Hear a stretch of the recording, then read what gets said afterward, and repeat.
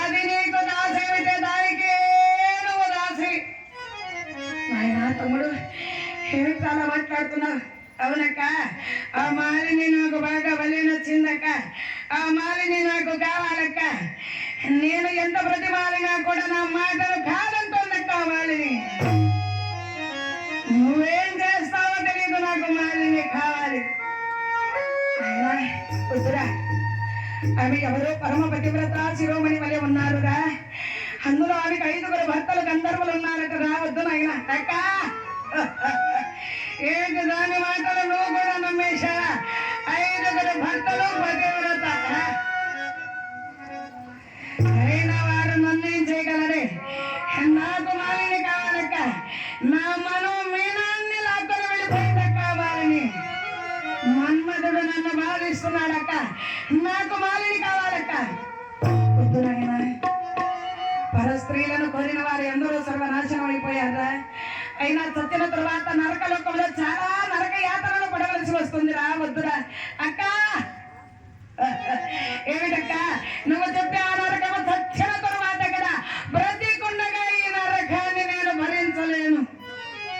మాలిని నాకు కావాలి అక్క.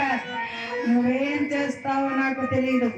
రేపు సూర్యాస్తమయం అయ్యేలోపు ఆ మాలిని నా మందిరానికి పంపించకపోతే నీ తమ్ముని గురించి నీకు బాగా తెలుసు కదా. నీ పసుపు కుంకాలు నీకు దక్కవక్క వస్తాను.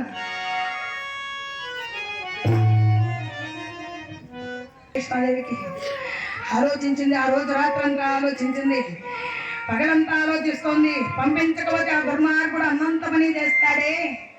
ఏం చేయాలని ఆలోచించి శిరోభారం అంటూ హంసతూలిక తల్పం పైన పడుకున్నది. అమ్మా శిరోభారం అమ్మా, ఈ శిరోభారాన్ని నేను భరించలేకపోతున్నానమ్మా అంటూ హంసతూలిక తల్పం పైన పడుకొని బాధపడుతోంది. చూసింది ద్రౌపది అమ్మవారమ్మా. ఏమైందమ్మా, ఎందుకు అలా బాధపడుతున్నారమ్మా? మాలిని శిరోభారం, మాలిని ఈ శిరోభారాన్ని నేను భరించలేకపోతున్నాను మాలిని. అమ్మా ఏదైనా తైలం తీసుకొచ్చి రాయమంటారా? వద్దు మాలిని. మరి ఏం చేయమంటారు? మా రాజ వైద్యుల్ని పిలిపించమంటారా? వద్దు మాలిని. అమ్మా మరి ఏం చేయమంటారో చెప్పండి అమ్మా. ఏం లేదు మాలిని, ఈ శిరోభారం పోవాలంటే స్వచ్ఛమైన మదిరను నేను సేవించాలి మాలిని. అలాగేనమ్మా, అయితే అంతఃపురంలో ఎక్కడైనా ఉందేమో తెప్పిస్తానమ్మా. లేదు మాలిని, మన అంతఃపురంలో మదిర దొరకదు మాలిని. అమ్మా మరి ఎక్కడ ఉంటుందో చెప్పండి అమ్మా, తెప్పిస్తాను. మాలిని నా తమ్ముని మందిరంలో స్వచ్ఛమైనటువంటి కళ్ళు మదిర దొరుకుతుంది మాలిని.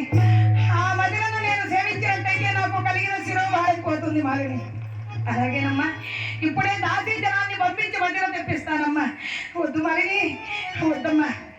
అమ్మా మరి ఏం చేయమంటారమ్మా?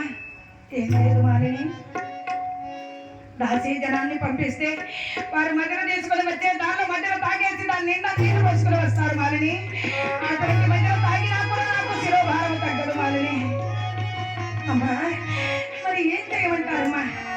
మాలిని అన్యదా భావించకుండా ఆ బంగారు పాత్ర తీసుకుని నీవే నా తమ్ముని మందిరానికి వెళ్ళి మధ్యన తీసుకుని రా మాలిని. అమ్మా ఏమిటమ్మా అలా మాట్లాడుతున్నారు? నిన్న దుర్మార్గుడు మీ ముందే ఎలా మాట్లాడారో మర్చిపోయారమ్మా. అటువంటి అప్పటి మందిరానికి నన్ను వెళ్ళమంటున్నారా?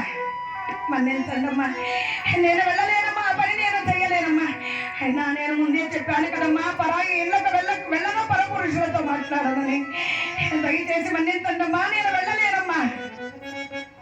అది కాదు మాలిని, రాసే జనాన్ని పంపిస్తే వారు మధ్యలో తాగి నీళ్లు పోసుకుని వస్తారు మాలిని. నా మాట విని నువ్వే వెళ్ళు మాలిని. లేదమ్మా మన్నించండమ్మా, ఆ పని నేను చెయ్యలేనమ్మా అనగానే మాలిని మహారాణిగా ఆజ్ఞాపిస్తున్నాను, వెళ్ళి ఆ పాత్ర తీసుకుని నా తమ్ముని మందిరానికి వెళ్ళి మధ్యన తీసుకుని రా.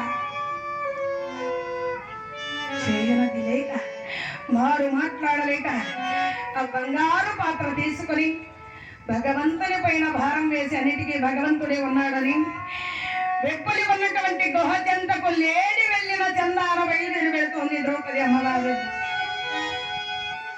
అక్కడ కీచకుడు చక్కగా స్నానం చేసుకుని కొత్త బట్టలు వేసుకుని రకరకాలైనటువంటి అత్తలు పోసుకొని అక్కడ ఉన్నటువంటి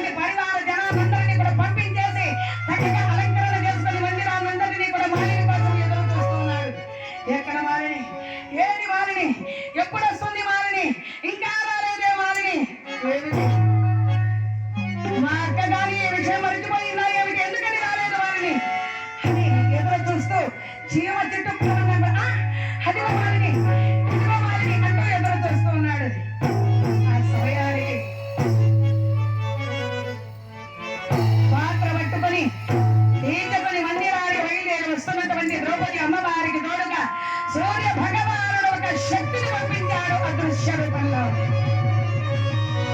అదృశ్య రూపంలో ఆ శక్తి అమ్మవారి వెనకాల బయలుదేరి వస్తుంది. ఎట్టకేలకు కీచకుని మందిరానికి చేరుకున్న